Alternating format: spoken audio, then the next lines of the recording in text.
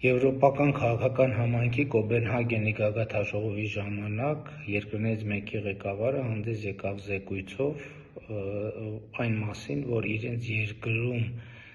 դեզինֆորմացիոն տեխնոլոգիաներ կիրառողները նախապես հանդես են եկել սոցիոլոգիական հարցումով, պարզելու համար, թե որ ոլորտներում դեզինֆորմացիան է, որ հանրության վրա առավել մեծ նեգատիվ ազդեցություն կունենա նրանց տրամադրելու պետության և կառավարության դեմ,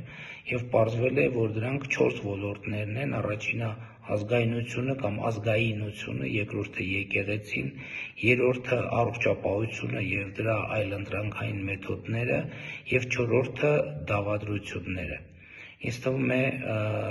պարզ է, թե առակս ինչ է ցուցանում, և հաջորդ հետևությունն այն է, որ մեր հանրությունը այնուամենայնիվ շատ հարցերով շատ չի տարբերվում եվրոպական շատ հանրություններից։